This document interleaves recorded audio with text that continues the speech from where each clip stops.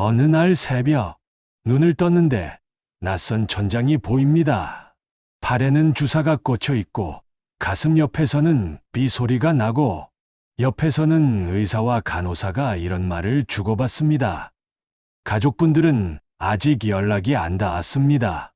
혼자 사신 지 오래되셨다지요. 그때 문득 이런 생각이 스칩니다. 아, 이게 바로 내가 준비하지 못했던 노후구나. 이렇게 끝나는구나. 혹시 이런 모습을 내 이야기로 상상해 보신 적 있으십니까? 배우자도 먼저 떠나고 아이들도 바쁘다며 멀어지고 몸은 예전 같지 않은데 정작 나를 위해 준비해 둔 것은 하나도 없는 노후를 진짜 내일이 될 수 있다고 솔직히 인정해 보신 적 있으십니까? 그래서 오늘 이 질문을 먼저 드리고 싶습니다. 여러분은 혼자가 되어도 버틸 준비가 되어 있으십니까? 아니면 아직도 누군가가 나를 끝까지 책임져 줄 것이라고 믿고 계십니까? 지금부터 이 말을 계속 들을지 말지는 온전히 여러분의 선택입니다. 저는 83살 노인병 전문의 장영수입니다. 평생 진료실과 병실을 오가며 준비된 노후와 준비되지 않은 노후가 얼마나 다른 결말을 맞는지 수없이 지켜보았습니다. 식탁에는 의자가 4개 놓여 있는데 실제로 밥을 먹는 사람은 한 사람뿐인지 옷장은 둘이 쓰던 것 그대로인데 한쪽 칸이 해가 바뀌어도 비어 있는지 거실 사진 속에는 온 가족이 빼곡한데 지금 소리를 내는 사람은 텔레비전뿐인지 오늘 이야기는 그런 집에 사는 예순과 일흔의 여러분에게 들려드리는 이야기입니다. 먼저 한 사람의 뒷모습부터 보여드리겠습니다. 겨울 해가 막 넘어가는 저녁입니다. 작은 아파트 단지의 안, 벤치에 마른 나무잎이 조금씩 모여 있습니다. 그 사이로 회색 코트를 입은 남자 하나가 천천히 걸어옵니다. 나이는 66 정도, 보통보다 조금 더 구부정한 어깨, 손에는 작은 비닐봉지가 들려 있습니다. 봉지 안에는 편의점 도시락 하나, 소주 한 병, 포장된 김치가 들어 있습니다. 그는 집으로 곧장 들어가기 싫은 듯 놀이터 주변을 한 바퀴 돌고 나서야 현관 비밀번호를 누릅니다. 집 문을 열면 거실 불은 꺼져 있고 안방 문은 반쯤 열려 있습니다. 예전에는 이 시간에 밤 냄새와 사람 목소리가 섞여 나왔습니다. 여보, 오늘은 좀 늦었네. 같은 말이 자연스럽게 오가던 시간입니다. 지금은 현관에서 신발을 벗는 순간 집 안전체의 정막이 함께 다가옵니다. 이 남자는 3년 전 아내를 먼저 떠나보냈습니다. 아이 둘은 각자 가정을 꾸려 한 명은 외국에서 살고 한 명은 도시 반대편에서 삽니다. 명절 때는 집이 북적입니다. 하지만 평소에는 이 집은 그와 텔레비전 둘이서 지키는 집입니다. 제가 진료실에서 만난 수많은 예순과 일흔의 환자분들 이야기 속에 이 비슷한 장면이 숨어 있습니다. 지금 이 영상을 보고 계신 여러분 중에도 큰 차이는 없어도 비슷한 저녁을 맞는 분들이 많을 것입니다. 요즘 사람들은 이런 불안을 속으로 안고 삽니다. 나도 언젠가 혼자 남는 것 아닐까? 노후에 혼자 늙어가면 어떡하지? 아이들이 바쁘다고 나를 잊어버리면 어떡하지? 하지만 이상한 점이 하나 있습니다. 혼자 늙는 것이 두렵다고 말하는 사람은 많은데 정작 혼자 있을 연습을 미리 하는 사람은 거의 없습니다. 오늘 저는 바로 이 지점 이야기를 하려고 합니다. 혼자 늙을까봐 두려운 마음을 숨기지 말고 드러내는 것. 그러면서도 그 두려움에 휘둘리지 않고 조금씩 준비해 나가는 것. 그 길에 대해 제게 보였던 장면들을 묶어 말씀드리려 합니다. 제가 진료실에서 자주 듣는 말이 있습니다. 선생님, 저는 괜찮을 겁니다. 저희 집은 사이가 좋아서요. 또 이런 말도 자주 듣습니다. 우리 아들, 우리 딸은 효심이 깊어요. 절대 저를 혼자 두지 않을 겁니다. 그 말을 들을 때마다 저는 속으로 이렇게 되묻습니다. 그럼 선생님 자신을 위해 준비해 놓으신 것이 무엇이 있습니까? 사람들은 보통 함께 사는 것에 대한 준비는 열심히 합니다. 좋은 배우자를 만나려고 애쓰고, 아이를 키우느라 밤잠을 줄이고, 집을 넓혀보려 애쓰고, 노후에는 손주 돌보는 꿈을 꾸기도 합니다. 하지만 혼자 남을지도 모르는 나에 대해서는 거의 생각하지 않습니다. 저 역시 젊을 때는 비슷하게 살았습니다. 저는 아내와 함께 아이 셋을 키웠습니다. 진료가 바쁘다는 이유로 집안일과 아이들은 대부분 아내에게 맡겨 두었습니다. 어느 날이었습니다. 아내가 갑자기 수술을 받게 되어 병원에 며칠 입원한 적이 있습니다. 집으로 돌아와 보니 평소 눈에 잘 들어오지 않던 것들이 보였습니다. 빨래가 어느 세탁기 안에 있는지, 아이들 내복과 양말이 어디 걸려 있는지, 쓰레기를 언제 내다 버려야 하는지, 평생 병원에서 사람 몸을 보던 제가 고작 이 작은 집 하나를 다루는 일에 서툴기 짝이 없었습니다. 그때 저는 처음으로 깨달았습니다. 나는 남편으로서와 아버지로서는 살았지만 한 사람으로서의 준비는 거의 하지 않고 살았구나. 그 경험이 제 머릿속에 오래 남았습니다. 그 뒤로 진료실에서 혼자 남을까 두렵다는 말을 들을 때마다 저는 이렇게 여쭙습니다. 선생님, 혼자 남지 않게 해달라고 기도만 하지 마시고 설령 혼자가 되어도 버틸 수 있는 준비를 지금부터 조금씩 해보셔야 합니다. 오늘 이 영상을 통해 그 준비를 함께 생각해 보려 합니다. 우선 감정 이야기부터 해야 합니다. 많은 분들이 혼자 있는 시간 자체를 무조건 나쁜 것으로 느낍니다. 그래서 배우자도 아이도 없고 집에 불만 혼자 켜져 있는 밤이면 어떤 분들은 텔레비전을 끝까지 틀어놓습니다. 집 안에 사람이 없는 것이 두려워서 소리라도 채워두려는 것입니다. 그러다 보면 혼자 있는 시간은 곧바로 외로움과 직결됩니다. 하지만 저는 이 말을 드리고 싶습니다. 혼자 있는 법을 전혀 배우지 못한 사람은 나중에 함께 사는 사람에게도 끝없이 매달리게 됩니다. 배우자에게 모든 외로움을 해결해 달라고 요구하고 아이들에게 모든 허전함을 채워달라고 기대합니다. 그러다가 배우자가 먼저 세상을 떠나면 아이들이 밖에서 자기 삶을 꾸리면 그때는 세상이 부당하다고 느껴집니다. 왜 나를 이렇게 혼자 두느냐? 왜 나만 이렇게 남겨두느냐? 그래서 저는 예순이 넘은 분들에게 조용히 이런 숙제를 내드립니다. 하루에 아주 짧은 시간이라도 나 혼자 있는 시간을 내 뜻으로 만들어 보십시오. 혼밥이라는 말이 낯설다면 혼자 밥 먹는 연습부터 매일 조금씩 해보셔도 좋습니다. 혼자 앉아서 밥을 먹을 때 처음에는 숟가락을 들고도 눈물이 날 수 있습니다. 하지만 그 눈물 한 번 지나고 나면 내 인생의 주인이 나라는 사실을 조금은 몸으로 느끼게 됩니다. 혼자 있는 연습은 누구와도 헤어지지 않겠다는 다짐이 아니라 언젠가 누구와 헤어질 수도 있다는 현실을 조금 덜 아프게 받아들이는 연습입니다. 둘째로, 생활 능력에 대한 준비를 하지 않으면 노후에 혼자 살기는 생각보다 훨씬 거칠어집니다. 진료실에서 할머니들을 보면 평생 집안일을 도맡아 하신 분들이 많습니다. 그래서 남편 건강까지 챙기고 아이들 도시락까지 싸고 집 안 구석구석을 꿰고 삽니다.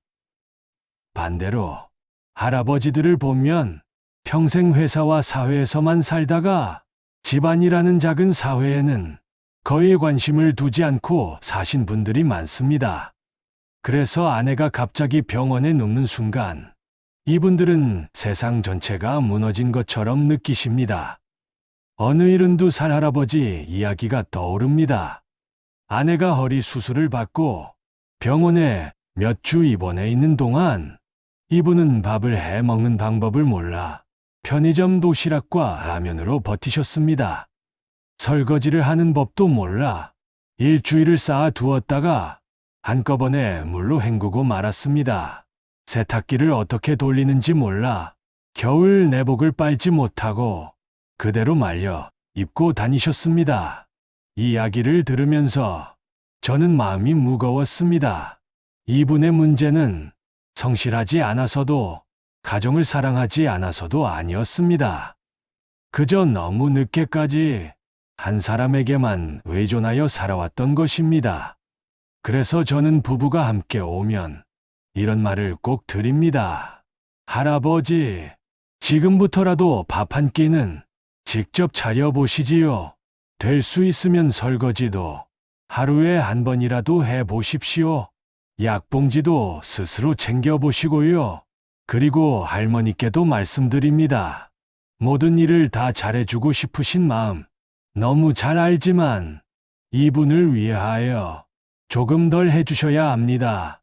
이것은 냉정한 분리가 아니라 서로가 서로의 노후를 위해 준비해주는 사랑입니다. 셋째는 돈 이야기입니다.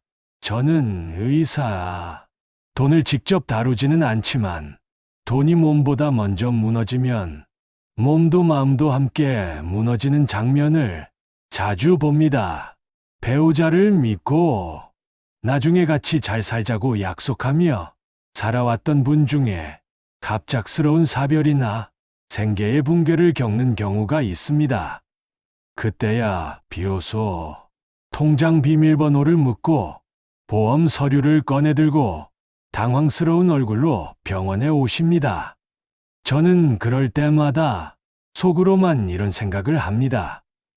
이 이야기들은 조금 더 젊었을 때, 좀 덜 사랑할 때, 좀 덜 미안할 때 함께 나눴어야 하는데 여기서 한 가지 불편한 진실을 말씀드려야 합니다.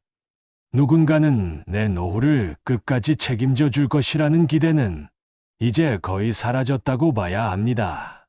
아이들도 자신의 삶과 가정이 있습니다. 본인들도 노후를 준비해야 합니다. 그래서 저는 부모님들께 이렇게 말씀드립니다. 자식에게 기대는 마음을 완전히 버릴 필요는 없습니다. 다만 자식의 삶을 지켜줄 만큼만 기대고 내 삶의 버팀목은 내가 조금씩 쌓아야 합니다. 큰 돈을 벌자는 이야기가 아닙니다. 내가 아프게 되었을 때 기본 검사를 받는 돈, 필요한 약을 꾸준히 먹을 수 있는 돈, 집을 크게 옮기지 않고도 지낼 수 있는 최소한의 생활비, 이 정도는 배우자와 함께 서로의 통장과 서류를 미리 펼쳐놓고 눈으로 확인해 두셔야 합니다. 혹시 이 영상을 보고 계시는 지금 배우자 통장과 보험을 한 번도 제대로 본 적이 없다면 오늘이 그 이야기를 꺼내 볼 수 있는 가장 빠른 날일지 모릅니다. 넷째는 몸의 준비입니다. 평생 일을 위해, 가정을 위해 살다가 막상 은퇴를 하고 나면 몸이 고장 난 채로 시간만 남는 경우가 많습니다. 예전에 한 분이 이런 말씀을 하셨습니다. 선생, 나는 쉬려고 은퇴한 줄 알았는데 막상 쉬어보니 쉬는 것이 일이더군요. 일을 안 해도 되는 몸이 아니라 일을 안 하면 버틸 수 없는 몸으로 살아온 것입니다. 혼자 남을까 두려운 분들은 먼저 이렇게 물어보셔야 합니다. 지금 이 몸으로 내가 스스로 화장실을 가고 스스로 밥을 차려 먹고 스스로 병원까지 걸어갈 수 있는가? 그것이 안 된다면 아무리 돈이 있어도 아무리 집이 넓어도 혼자 있는 삶은 곧바로 지옥으로 변합니다. 그래서 저는 60이 넘은 분들께 이렇게 권합니다. 거창한 운동이 아니라 내가 의자에서 혼자 일어섰다가 다시 혼자 앉을 수 있는 힘, 집 앞 계단 몇 칸을 쉬지 않고 오르내릴 수 있는 숨. 이것을 지키기 위해 하루에 10번이라도 의자에서 앉았다 일어나 보시고 집 안에서라도 5분, 10분씩 걷는 연습을 해 보십시오.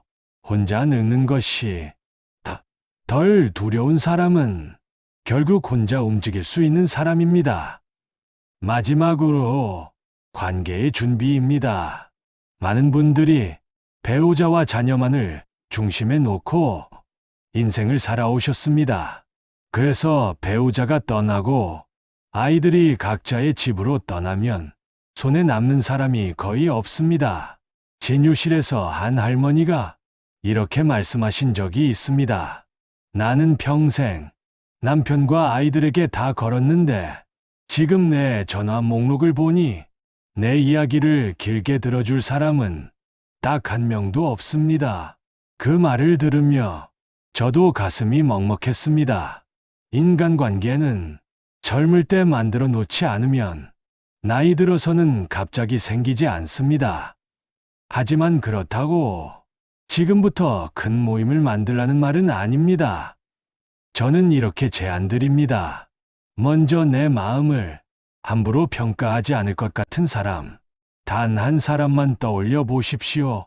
오래된 친구일 수도 있고, 교회나 성당 이웃일 수도 있고, 동네에서 얼굴을 자주 마주치는 사람일 수도 있습니다. 그 사람에게 한 달에 한 번이라도 먼저 전화를 걸어 보십시오. 그리고 이렇게 말해 보셨으면 합니다. 요즘 괜히 마음이 허합니다. 나도 이제 나이 들었다는 생각이 듭니다. 이 한 줄을 꺼내는 순간 혼자 늙는 두려움은 이미 둘이 나누는 짐이 됩니다. 여기에 한 사람 정도만 더 얹으면 셋이 나누는 짐이 됩니다. 반대로 사람들을 다 밀어내고 자식들만 바라보고 살면 나중에 자식이 바쁠 때 나는 세상 전체에게 버려진 것처럼 느껴질 수 있습니다. 언젠가 혼자 될 수 있다는 가정을 미리 마음속에 올려두고 그때에도 안부를 나눌 수 있는 사람을 두세 명쯤은 만들어 놓는 것. 이것이 노년의 가장 값싼 보험입니다. 이제 오늘 이야기를 마무리해야 할 때가 되었습니다. 제가 평생 진료실에서 본 사람들은 크게 두 부류였습니다. 하나는 평생 누군가에게 기대어 살다가 마지막까지도 누군가가 나를 책임져 줄 것이라 믿다가 그 기대가 무너지는 순간 세상 전체를 원망하게 되는 사람들. 다른 하나는 언젠가 혼자 남을 수도 있다는 사실을 조용히 인정하고 그날이 오든 오지 않든 혼자 설 수 있는 연습을 미리 조금씩 해온 사람들. 두 번째 사람들도 당연히 외롭습니다. 두렵지 않을 수는 없습니다. 하지만 그분들은 혼자 늙는다는 말에 덜 흔들립니다. 자기 밥을 지어 먹을 수 있고 자기 발로 병원까지 걸어올 수 있고 전화 한 통 할 수 있는 친구 두세 명이 있습니다. 저는 여러분께 이렇게 묻고 싶습니다. 이 영상을 다 보고 난 뒤 나는 어느 쪽이 되고 싶은가? 누군가가 반드시 나를 지켜줄 것이라는 보이지 않는 계약서만 믿고 살다가 나중에 그 계약이 깨졌다오 섭섭해하는 사람이 될 것인가? 아니면 누군가와 함께할 수 있다면 감사하지만 설령 혼자가 되어도 내 삶을 끝까지 책임지려는 조용한 각오를 가진 사람이 될 것인가? 내일 저녁부터 작은 습관 하나만 바꿔 보십시오. 그 변화가 여러분의 노후를 완전히 다르게 만들 수도 있습니다. 오늘은 혼자 밥을 먹더라도 텔레비전 대신 조용히 나 자신에게 말을 걸어보는 것. 오늘 하루를 내 힘으로 어떻게 보냈는지 짧게 적어보는 것.